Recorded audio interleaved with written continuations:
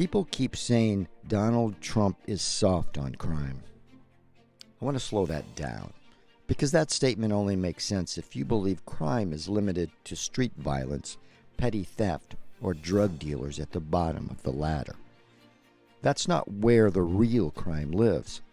The most destructive crime in modern history has never worn a hoodie. It wears a suit, carries credentials, it sits on boards and agencies and banks and behind microphones. So when someone tells me Trump is soft on crime, my first question is simple. Which crime are you talking about? Because if you mean street crime, that's one category. But if you mean financial crime, intelligence abuse, media manipulation, regulatory capture, and unaccountable power, then we're having a very different conversation. And that's the conversation nobody wants to have. Let's talk about power. Not left versus right, not Republican versus Democrat, but permanent power versus the people who live under it. We live in a system where Wall Street can wipe out trillions and no one goes to jail. Intelligence agencies can lie and call it classified. Media can get major stories wrong and never truly be held accountable. Bureaucracies can outlast presidents, voters, and even laws. That's not conspiracy. That's documented reality. And if you think that systems don't protect yourself, then you haven't been paying attention.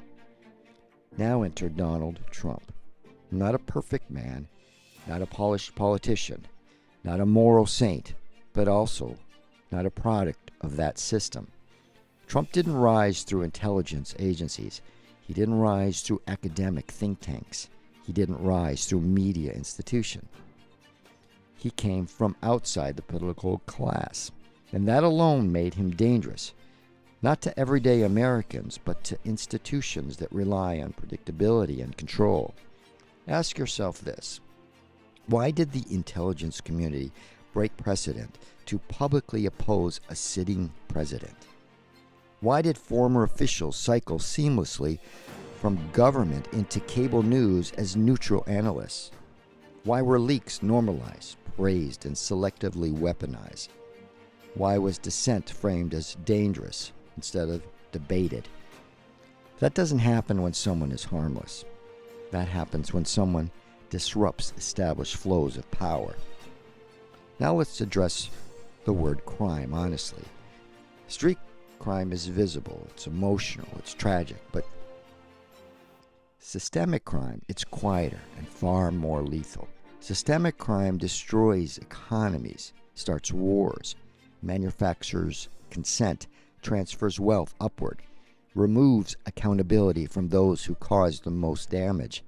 And here's the key point. The people who commit systemic crime almost never see handcuffs. They see promotions, they see book deals, they see television contracts. So when someone says Trump is soft on crime because of a pardon or two, I ask this. Why is the conversation always about individual cases and never about the entire structure that shields powerful criminals from consequence? Let's talk about pardons.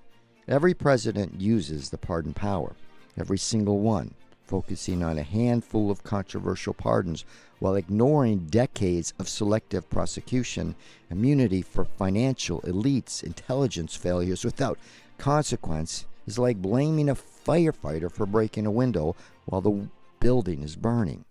It's a distraction, and distractions protect power. Now let's talk about the media. You don't need to believe the media is controlled to recognize it's filtered. Journalists don't need handlers. They operate inside.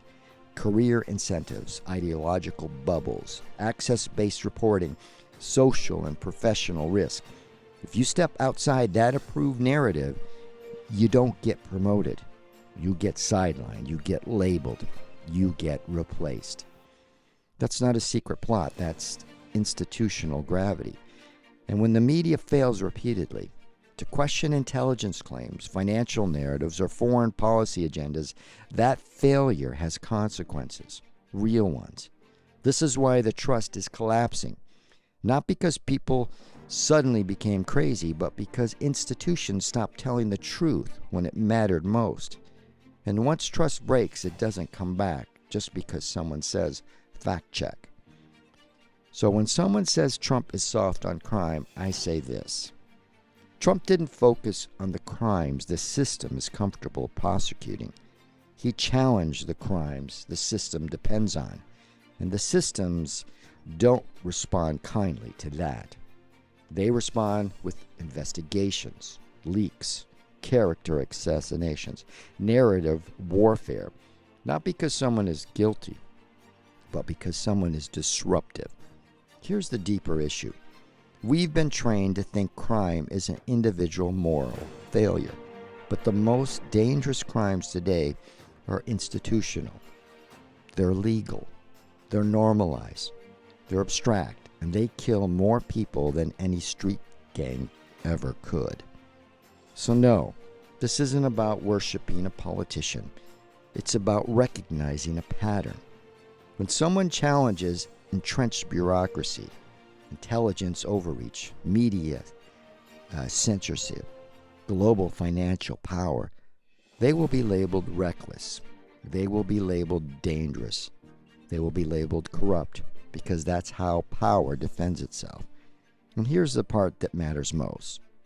This isn't about Trump. It's about us. It's about whether we live in a republic where institutions answer to the people. Power is accountable.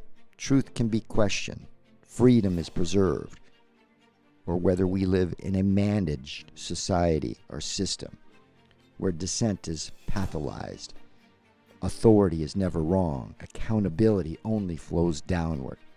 That's the real fight. So when someone tells me Trump is soft on crime, I don't argue personalities. I ask one question. Who benefits from that belief? Because street criminals fear cops, but powerful criminals fear disruption. And that fear tells you everything you need to know. This is not a call to blind loyalty. It's a call to clarity. Question power. Demand accountability. Protect freedom. Because history shows us one thing without exception. The greatest threat to liberty is never the outsider. It's the unchecked institution that believes it can never be questioned.